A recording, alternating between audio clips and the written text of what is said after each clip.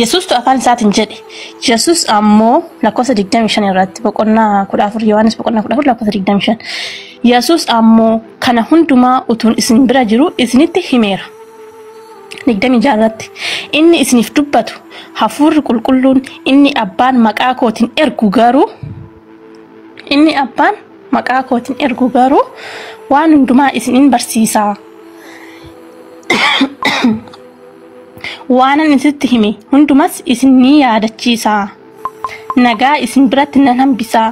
Nagaan koo isiniif nan kenna. Ani akka biyyi lafaa kennitu isiniif kenna miti. Garaan keessan hin raafamina. Hin sodaatina.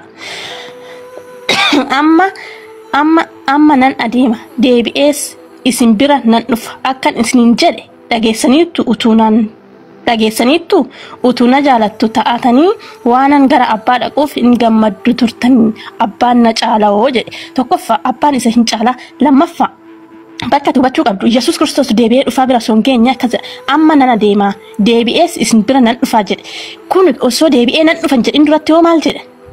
Nagaa isin biratti nan hambisa. Nagaan koo isiniif nan kenna. Ani akka biyyi lafaa kennitutti isin kenna miti. Garaan hin raafamin hin sodaatinis. Eenyudha inni kun? Inni maqaa isaatiin dhufu kun ergamaan maqaa isaatiin abbaa biraa dhufe kun Yesus Kiristoos miti. Innoo nan deema jedheera. Haga deebi'ee dhufutti ergamaan dhufe kun eenyudha?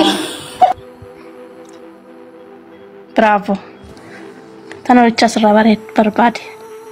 Mama akii qabattane. Bravo hin jedhin. Ani ganaan gaafii si qaba. Bravo naan jedhin anaa himtatti ayuu jetti malee.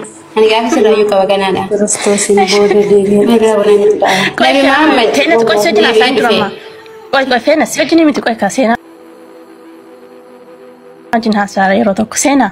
Hubatteerta iddoo kana. Hubatte. Mee atis akka nama tokkotti irra taa'ee dubbisi jechuudha. Yaani wanta taa'aafii naaf ta'e. Tokko osoo Yesus jennee laal guyyaa Yesus Kiristoos deebi'ee dhufe akka hin jenne ani isin biraa nan deema hoo jedheera. Hagan deebi'ee dhufutti jedhe. Haga inni deebi'ee dhufutti ergamaan dhufe kun eenyudha?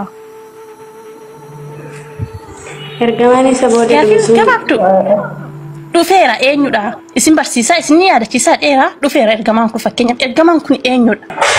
dhufeera ergamaan suni Nabi Muhammad garuu akka tawaayidoottis ta'e akka wangeelaatti maqaan isaa naamichaa fi kiristaana. Kana icciitiin mana kiristaanaa keessa jiru suni kanaadha. Maaliif akka ergamaan kun dhufuu fi ergamaan kun Rabbi Waaqayyo Gooftanii Yesus Kiristoos kuni inni dhufe ergamaan deebi'ee dhufe kuni maqaa Rabbiitiin dhufu erga amananii erga beekanii maaf nu dhoksan maaf nu barsiisan ifa godhanii. Allahu akbar.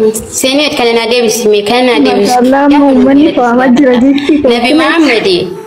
Nabi Muhammad maal jedha laachirratti inni na caalu dhuma na deebisi na dubbi. Kottu yaa ilma namaa dhagahi waan gaarii dukkanatiin jaamiin baafadhu gargaaree amanuu baattullee amantii wal baree isa kamii dhugaan isa kamii dharri hundumaa addaan baafadhu suuta jedhee sabri sanbooda hamanii oofeetis kafaree kan jedhe quraana burkaan dhumne bahrii filma haatasiif kenne jira gooftaan gaariin jalqabamee barii fittiin dhibaayini nu badhaaf tedhiini rahmata keetiini.